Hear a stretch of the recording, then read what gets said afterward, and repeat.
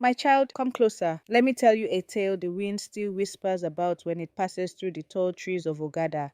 A tale so strange, so unforgettable that even the birds pause their song when it is told. This is the story of Obika, the man who for a season carried life not in his hands but in his belly. Now, Ogada was no ordinary village. It sat quietly between two ancient hills where the rivers met like old friends and the baobab trees stood tall like silent guardians. The people of Ogada lived simple lives. They farmed when the rains came, sang when the sun rose, and danced when the moon grew fat in the sky. Among these villagers was a man named Obika, strong like a buffalo, proud like a cock at dawn, and louder than the village drums. He was a hunter, one of the best. His traps never failed, his arrows flew straight, but it wasn't just his skills that made him famous, it was his mouth. Obika had a tongue sharp enough to slice yam. He never missed a chance to speak, especially when it came to matters he didn't understand. You see, Obika had a habit. Whenever the women of the village spoke of the pain of childbirth or the heaviness of pregnancy, Obika would laugh. Not the gentle laugh of a kind uncle, but the mocking kind that stings like a slap. He would say things like, "If men could give birth, we would do it standing up while holding a spear," or "You women make too much noise. How hard can it be to carry a baby?" The women would shake their heads and sigh. Even the men told him, "Obika, one day your mouth will carry you where your legs cannot escape." But he would only laugh louder, puffing out his chest like a frog in mating season. Now, every year in Ogada, the people celebrated the Moon Festival, a night of stories, songs, and thanks to the Moon goddess for blessing the wombs of women and protecting newborns. It was a sacred night. But this year would be different. As the fires burned and the drums sang, a heavily pregnant woman named Nena danced with other expectant mothers around the sacred flame. She moved slowly, her back arched, her face glistening with sweat. The women clapped and cheered, but Obika couldn't help himself. He pointed and said, loud enough for all to hear, "Look at Nena. She moves like she's carrying the world. If it were me, I'd be hunting with a full belly. No complaints." The drumming stopped. A hush fell. From the corner of the circle, an old woman stood up. Her name was Mama Ijoma. No one knew exactly how old she was. Some said she had been old since their grandparents were children. She walked with a crooked staff, and her eyes saw more than they should. She pointed at Obika and said, "You speak boldly about what your soul does not know, but the spirit's world hears your mockery, and sometimes the spirit's world replies." Obika scoffed. "Old mother, your riddles are too bitter for tonight. I speak truth, not curses." Mama Ijoma only smiled, her eyes shining like coals. "We shall see, Obika. The night does not forget." That was all she said. And my child, that was the last peaceful night Obika would ever know. Now listen closely, child, for this is where things began to twist like the roots of a kola tree. That night Obika went home still laughing, his chest full of pride. He even mimicked Nena's slow walk, wobbling in front of his friends like a pregnant woman. They chuckled nervously, but none dared join in fully, not after Mama Ijoma's warning. You see, in Ogada, her words carried the weight of thunder. When she spoke, even the spirits tilted their ears. But Obika was a man who believed only in what he could hunt and hold. The moon climbed higher, and the village sank into sleep. But in Obika's heart something stirred. In the dead of night, he woke up suddenly, clutching his stomach.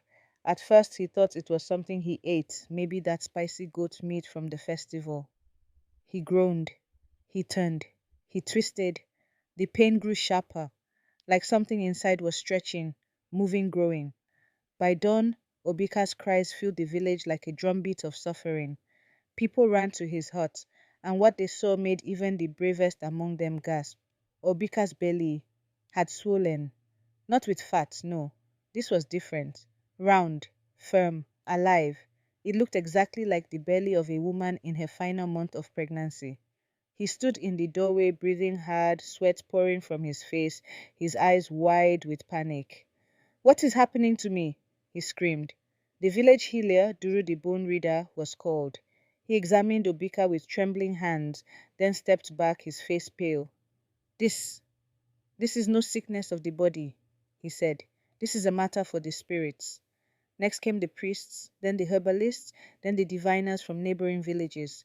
Each one left Obika's hut shaking their heads. No herbs worked, no prayers changed it, no ritual eased his suffering. Obika, once the proudest man in Ogada, now sat in silence, cradling his swollen belly like a frightened child. But still the belly grew. And the women of Ogada? They watched, quietly, some with pity, others with the pain of old wounds reopened. You see, for years, Obika had mocked their struggles. Now he was walking in their shoes, or rather, lying in them, moaning just like the women he once laughed at. Even young girls in the village whispered, "Is that how pregnancy feels?" And their mothers would say, "Ask Obika, he seems to know best now." The village council held a meeting beneath the Iroko tree. They were puzzled, worried. But Mama Ijoma, who had been watching all this with calm eyes, finally stood and said, "Let the boy come to me." Obika, broken and desperate, was brought to her hut on a stretcher made from palm fronds. She looked at him, not with anger, but with a deep, quiet knowing. "So," she said softly, "has your mouth learned what your heart did not know?" Obika tried to speak, but only tears came out. Mama Ijoma nodded slowly. "You mocked the burden of creation. The spirits gave you a taste, but the lesson is not yet over. You must carry this pain not until a healer touches you, but until humility grows inside you stronger than pride." And with that, she told him where to go next. Not to a shrine, not to a river, but to the women's hut. Now, the women's hut in Ogada was not a place for laughter or gossip. It was sacred. A quiet haven where pregnant women rested, shared stories, and leaned on one another in the final moons before birth. Only women entered. Not even the chief's son could cross that threshold. But now, Obika, the loudest mouth in Ogada, the mocker of women, was gently led to its doorway. He hesitated. The women inside watched him in silence. No one spoke. No one helped. Not yet. Mama Ijoma's voice echoed in his ears. "You must carry this pain until humility grows inside you stronger than pride." So Obika stepped in. At first, everything in him resisted. The mat smelled of shea butter and camwood. The women whispered like wind in the grass. He sat in the corner, trying not to cry out every time his belly throbbed. The first few days were unbearable. No one comforted him. Not because they were cruel, no, but because they wanted him to feel it all, to know. Then something shifted. One morning, a young woman named Adogo offered him a calabash of warm herbal tea. Her eyes held no mockery, only quiet strength. She said, "It helps with the morning sickness. Drink." Obika took it with shaking hands. That day he listened. He listened to the story of Ijoma, who had lost 3 babies before one survived, to Ngozi, who walked 5 miles to the stream every day with a swollen belly just to fetch water, to Adayeze, who still cooked for her husband while the baby kicked beneath her ribs. They spoke not to shame him, but because pain loves company that understands. At night, Obika would lie awake, feeling every ache, every twitch. And for the first time in his life, he didn't speak. He didn't boast. He simply wept. There was a moment, just a small one, but enough to shake him. One of the younger women began to cry in the middle of the night. She was afraid, she said, afraid of the pain, of dying, of not being enough.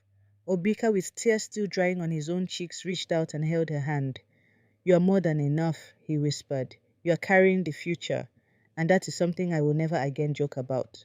The next morning, the women gathered around him. Adalgo smiled. "You are learning." And learn he did. He helped grind herbs, rub aching backs, carry firewood. He sat in silence when silence was needed, and spoke gently when the moment called for it. With each passing day, Obika's face softened. The laughter that once mocked now warmed. He no longer stood like a proud rooster. He walked like a man who had met his shadow and sat beside it. Then one dawn, as the first rays kissed the hills of Ogada, Obika woke with a strange lightness. He looked down. His belly was gone, flat, as if nothing had ever happened. But something had, something deep, something permanent. Obika sat still for a long time that morning. He touched his belly over and over, blinking as though he couldn't believe what he was seeing, or rather, not seeing. There was no pain, no weight, just silence in his body. But inside his heart, something had changed forever. He stood slower now, not from weakness but from awareness. He thanked the women in the hut one by one, not with grand speeches or loud boasts, but with quiet bows and gentle eyes. When he reached Adalgo, he knelt. You showed me mercy when you didn't have to, he said. Thank you. She nodded, her voice soft like river water. Carried the lesson better than you carried the belly. Word spread like wildfire. Obika, the pregnant man, was healed, but more than his body, it was his spirit that had been reshaped. That very evening, he returned to the village square where it had all begun. He stood before the elders, the men, the children, and most importantly, before the women. He knelt down in the dust, not as a show, not as a performance, but from a place of truth. I spoke like a fool, he said, voice steady. I laughed at what I did not understand, but pain taught me, and the women of this village carried me through the lesson I deserved. To every woman I ever mocked, forgive me. There was no applause, no cheering, just silence.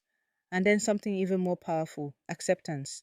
Mama Ijoma, sitting beneath her favorite palm tree, smiled and said, he is no longer Obika the hunter, he is Obika the listener. And from that day on, Obika changed. He still hunted, yes, but he also helped carry water. He fetched herbs for the midwives. He sat beside expectant mothers and told them, you are stronger than you know. Children would sometimes ask, Papa, is it true you once had a baby in your belly? And he would chuckle softly, not a baby, a lesson. Time passed in Ogada, the river still flowed, the sun still rose, but something had shifted in the air, something quiet but lasting. Obika had become a different kind of man. He was still strong, still brave, but now his strength came not from how many animals he could kill, but from how deeply he could understand the lives of others. He became a friend to the midwives, an advocate for the mothers, and a storyteller to the children. He often sat under the big mango tree, where boys would gather to hear tales of bravery and war. But before any tale began, he would always say, courage isn't only found in the forest, children. Sometimes it lives in a woman's body, in the hours before a child is born. People began to respect him in a new way, not for the things he did, but for the heart he had grown. And Mama Ijoma, she would smile from her corner, grinding herbs with her bent hands and whispering to the earth, the spirits do not waste lessons, they plant them. Now, child, whenever someone in Ogada speaks too quickly, judges too harshly, or laughs without understanding, the elders do not scold or shout. They simply say, may Obika's belly remind you, not every burden is yours to mock. And that, my dear, is the tale of the pregnant man.